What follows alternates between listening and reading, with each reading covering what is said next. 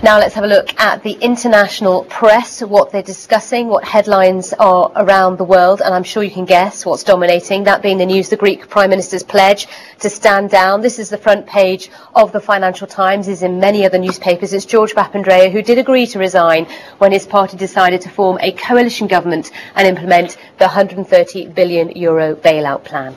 Well, the International Herald Tribune reports that alarms about Greece's financial problems fell on deaf ears 3 years ago because a draft International Monetary Fund report was never made public. It says experts say the crisis might be over by now had the warnings been acted upon. Christine Lagarde, the head of the International Monetary Fund, is in Gulf News business pages today as she turns to Russia for help with the European rescue. It reports that Russia is likely to limit its contribution to $10 billion compared with $100 billion that could be up for grabs from China. The business section in today's Independent reports that the breakdown of the euro would cost Britain less than feared. A leading think tank says Britain's economy would fall by just 0.5% in the year if the euro were to collapse. And the Gulf of Mexico oil spill headlines The Guardian's financial pages with a report that BP's $7 billion deal to sell the Pan American energy stake has collapsed because of the company's alleged bad behaviour. And pop princess Lady Gaga has made the front page of the Irish Times. That's after winning 4 MTV Awards in Belfast. And they were the 4 biggies as well. They were. She scooped a lot. Well, to discuss all of this, Sarah and I are joined by Bundeep Rangar, chairman of the advisory firm IndusView. Always nice to see you, Bundeep. Now, the Greek crisis. It's a day-to-day drama, isn't it, at the moment? And today, perhaps better news for the markets, because George Papandreou is stepping to one side to allow a new national unity government to see through the next few months, which are critical. The markets love certainty, right? And this is one step away from uncertainty, because the risk was either the Papandreou stays on, there's a protracted political game here like the referendum talks about 10 days ago, or worse, it gets into a political stalemate. And I think one thing that this interim government is going to do is make sure that the IMF and the European Union sponsored bailouts are effectively passed through, and any sort of political vote on the subject is parsed on to early 2012. How will he be viewed, do you think, in this short time that he has been the Prime Minister of Greece? I mean, it's been an incredible ride, hasn't it, and a complete disaster for him to try and lead, as it were. Well, he came on board 2 years ago, and one of the first statements he made was that the deficit that was there on the books was twice as much as what they had believed it to be, which then led into question a number of things, including the assumptions behind their joining the EU in the first place, and more importantly, what it would take to fix the issue with the consequences of which we're seeing today.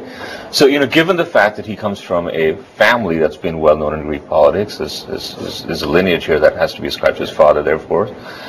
It's going to be really interesting to see how history treats him, because in some ways you can look at this as being a no-confidence vote for him, his being ousted today, and him stepping down is sort of an honorable retreat from the matter, but it doesn't really fix the problem. It just makes sure that the problem is tackled more effectively, and history will really look at this quite differently, I think, in a few years from now.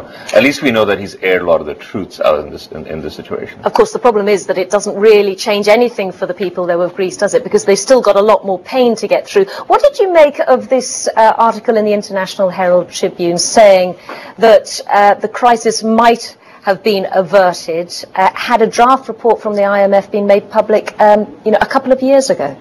Absolutely. This actually happened just before Papandreou came to power, so that was mid-2009. And the timing is important because clearly the IMF was signaling a lot of things not so well in the Greek economy. And well, apparently they highlighted the possible risk of default. And guess what happened 2 years later? And if you look at the measures being implemented now, and to your point now about what has changed, the tax is increasing. They've found ways of increasing property tax. They've laid off certain, obviously, people in the employment sector, but the layoffs in the private sector far exceed that in the government sector. It's 700,000 people in civil service in a country of 10 million, and the last layoffs were 30,000 people who were sort of parked in reserve who can come on board in a year later. Now, if the IMF report had come out 2 years ago, maybe they would have accelerated that. Well, it did come out, but it was different. That's right. It was toned down. It was a watered-down report. It went to Greek officials who saw a draft. According to this article in the newspaper, they complained, and it was changed according to this report. So changed as in watered down, right? Maybe the full harsh reality would have come out 2009. And you have to question what the domino effect might have been, Absolutely or right. presumably it might have been, Especially more given contained. where Italy is. But interestingly, they're talking about the fact that now a non-political personality with a strong economic background will be the interim leader. That's the news we're expecting today. Who will take his place? Are you hopeful that this new regime will be able to sort of bring some sort of rationality as we move forward? I believe so, because I think the person I have in mind is a former IMF executive, and he's certainly got credibility within the IMF and EU for implementing a plan that, for all sensible purposes now, is out of the Greek electorate's hands. And you need a technocrat, if you may, who can implement that, and then go back to the political participation process. If you reverse it, then you just risk more anarchy and chaos, which is not going to help anybody. While all of this is going on, of course, you've got Christine Lagarde, the head of the IMF. She's off on her travels. She's trying to raise up money. She certainly is. Would you fight with that lady? Look at her. She was pretty stern there. Is she going to get anywhere with Russia, though, today? This is where she's having meetings and talk of them potentially coughing up $10 billion. Doesn't sound a lot, though, compared to the Chinese. Yeah, this is like those great Soviet posters in the Second World War, which is like, your country needs you Yeah, now. yeah, It just exactly. reminds me of that. And in fact, the country does need them. And it's interesting because some time ago there was this talk about having a brick-oriented refinancing of European debt, and maybe even putting a brick bond for that purpose. Well, guess what? They're not actually going to the BRICS as a collective, but they're going individually, first to China, and now, of course, to Russia, to individually get them to finance and support this. Presumably, though, her job is a lot easier today than it perhaps was at the end of last week, because, of course, G20's happened, and China was very tight-lipped, wasn't it, because of the political uncertainty. But now there is a new national unity government coming into place. Perhaps Russia and China will be more open to talk about what money they'll put in the pot. And there's been a quantification of what this EFSF would look like, and that looks like a 1.4 trillion euro financing, which they need about $1 trillion from external financing.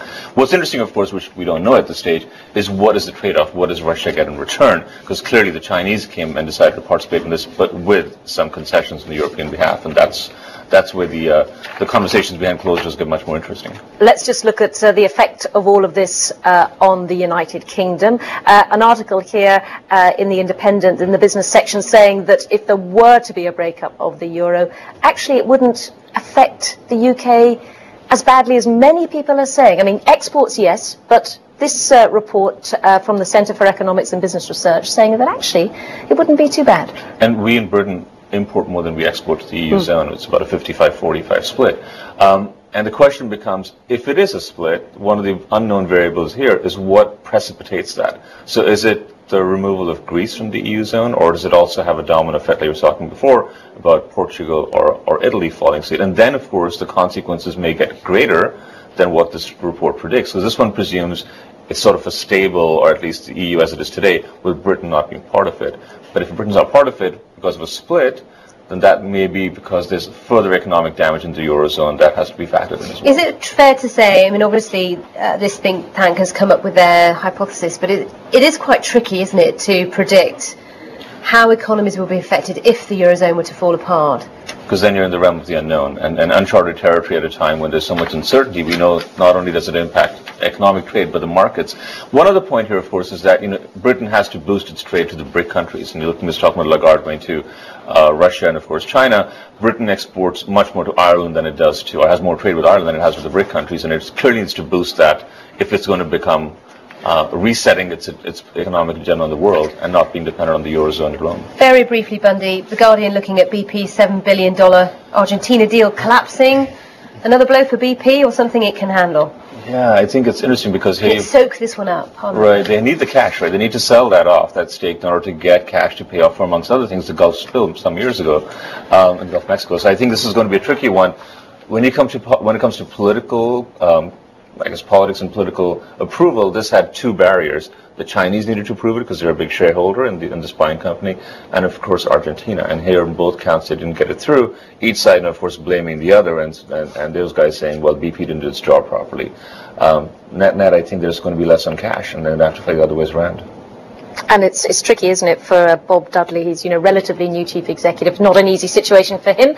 Quickly, your thoughts on Lady Gaga? Are you? Got 2 deals that didn't go through. Lady Gaga's a great. I mean, what a great statement of our time, right? Many people saw her as the next generation Madonna. Some people saw her as the next generation sort of pop diva fashionista. But she's just a statement in herself. She's a one-off. She's a total one-off. Absolutely. Bundeep, thanks for coming in. We really appreciate it, and thank you too for joining us here on BBC World News. Goodbye from us for now, though. We'll see you soon. Bye bye.